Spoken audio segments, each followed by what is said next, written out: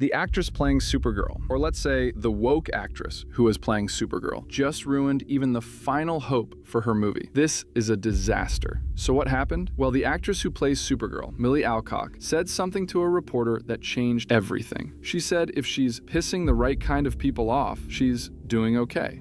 The people she was talking about, they're the exact same people who usually take their kids to see movies like this one. And once that quote went public, the box office numbers started falling fast.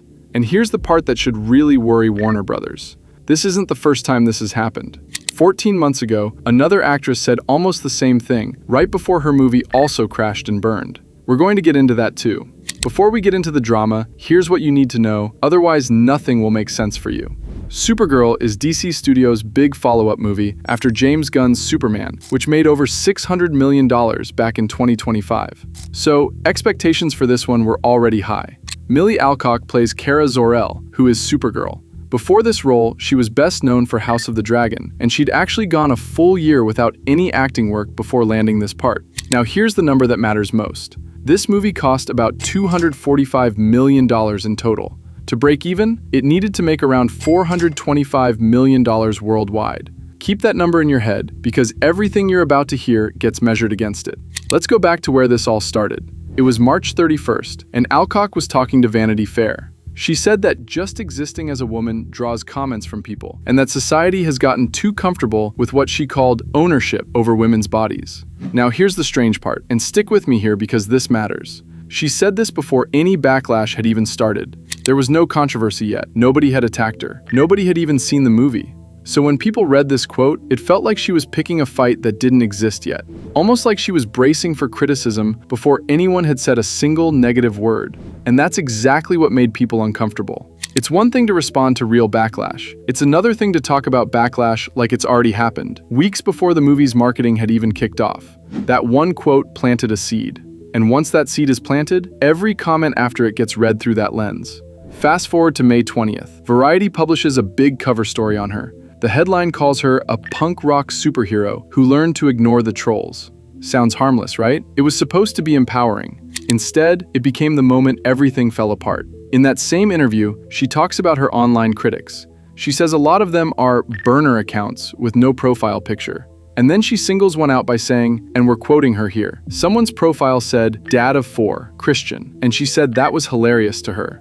Supergirl is attacking Christians. You see, the actress that's playing Supergirl, who you might remember from her role in House of the Dragon, is attacking DC fans, specifically attacking Christians, for backlash that her movie is getting. You see, there's a lot of DC fans out there, a lot of real Superman fans, DC fans that are asking, you can make any movie in the DC universe. You can make a Green Lantern movie, you can make a Green Arrow movie, I mean, hell, you can make a Plastic Man movie, and you're gonna give us Supergirl? Not to mention the trailer for this movie looks like garbage. And in case you don't know what I'm talking about, the whole premise of this Supergirl movie, it's about her being this degenerate drunk that, you know, does all sorts of degenerate things in space. And there is no excitement for this movie whatsoever, and it is predicted to be a huge disaster over at Warner Brothers. And of course, you know, they're not gonna blame themselves for making a stupid garbage movie. They're gonna blame you. And they're gonna blame the groups of people like Christians that it's safe to go against, right? Because the media doesn't care when Christians are getting mocked. Then comes the line that really set things off. She said, if you're pissing the right kind of people off, you're doing okay. That one sentence is what turned a normal press tour into a full-blown story. And get this, when people pushed back on her earlier comments about women, she didn't clarify anything. Instead, she said the backlash was just proving her point.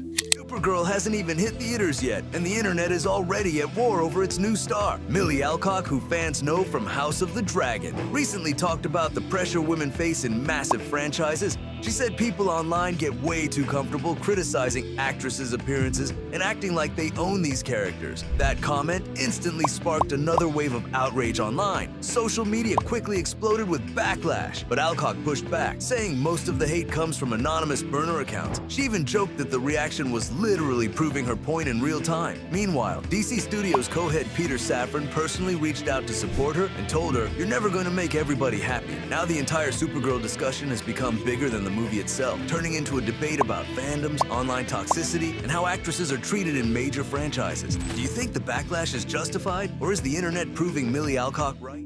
See the pattern here? Say something that stirs people up, get criticized for it, then use that criticism as proof she was right all along. That's a loop that never actually requires her to explain what she meant. Now here's where things get really interesting. Within 24 hours of that quote going public, people on social media started doing the math out loud. One post that spread fast said something like, "Dads with daughters should be the main target audience for this movie, not the group you want to insult." And that's actually true. Think about it for a second. Who takes their kids to a PG-13 superhero movie on opening weekend? Dads, moms, families. Dads taking their kids to the movies is a huge part of what makes a family superhero film succeed. So mocking that exact group by name in a major magazine wasn't just a careless comment. It directly targeted the people most likely to buy tickets in the first place. Before this quote spread, tracking had the movie pegged for a $70 million opening weekend. That's a healthy number for a superhero film. Right as the quote went viral, that number started sliding, and it didn't stop. Every single day after that, the projections crept lower and lower, almost like a slow leak in a tire nobody could plug. But that wasn't the only controversial moment. During a Pride Month interview, Alcock was asked if she explored Kara Zor-El's sexuality in the film. Her answer was that the movie isn't centered around a man, or around love at all, and that she probably goes both ways. It wasn't, but in honor of Pride Month, as I'm getting all these questions, I don't know. I think that what makes this film so beautiful is that it's not centered around a man. It's not centered around love at all, if anything. But we'll see. I don't really know. But I don't know. I don't know. She'd probably go both ways.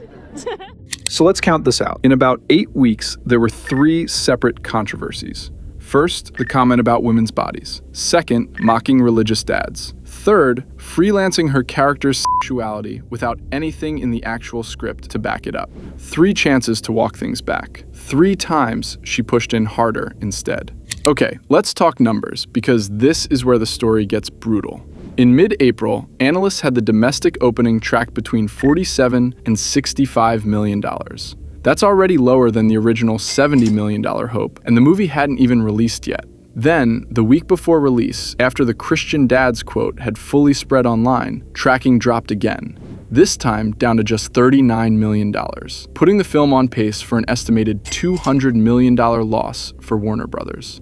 It is going to be a bloodbath at DC Studios on Monday morning because Supergirl is a certified flop on its opening weekend. After a head start on an early Wednesday preview and then a Thursday preview that underdelivered, that all rolled into a Friday that underdelivered, and a Saturday that fell short of expectations, Sunday is looking much, much worse. So again, with a 1 to 2 million margin of error, we are looking at a Sunday box office that comes in anywhere between 10 to $12 million, and it might be less according to some, which officially puts the film at a box office total for the opening weekend anywhere between 38 to 42 million. Now 38 being the low end, 42 obviously being the high end. Any way you slice this is not good. Let that number sit with you for a second. $200 million.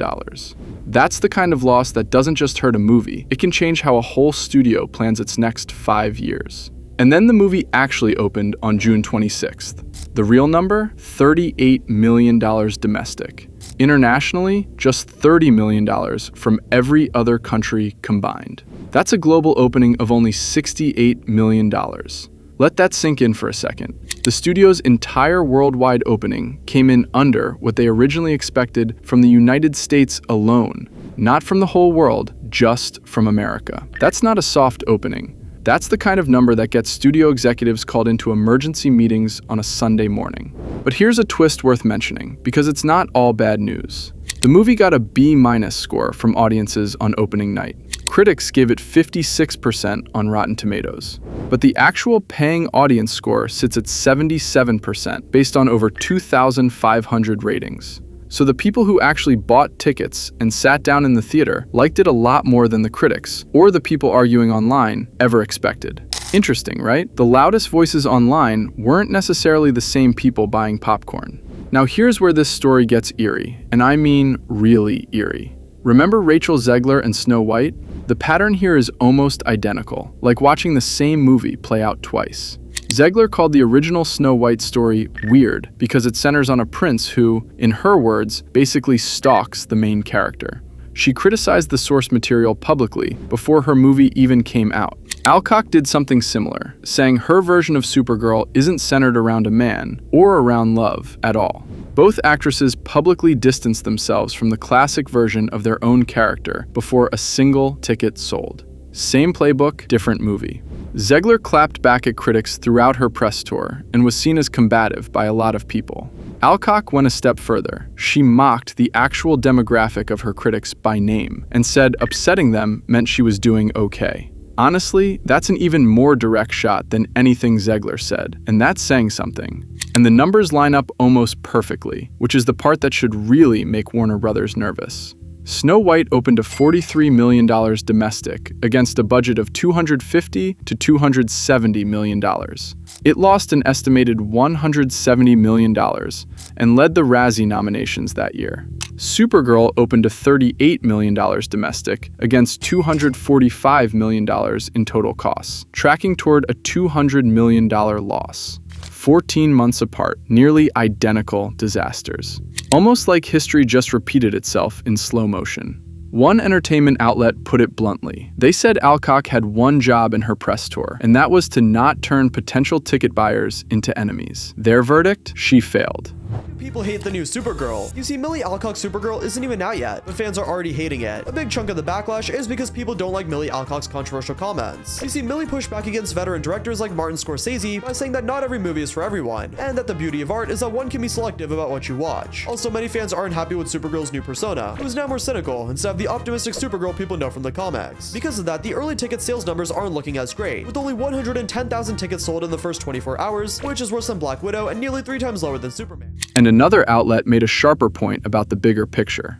A $200 million superhero movie's entire marketing window got eaten up by talk of trolls and backlash, instead of actually selling the movie. Nobody was talking about Crypto, or Lobo, or Kara Zor-El herself. They were just talking about controversy. That's a real problem, because no matter how good your movie is, if nobody's talking about the actual story, you've already lost the room. Now I want to know, do you think Millie Alcock tanked her own movie, or is she taking the blame for a studio's bigger problems?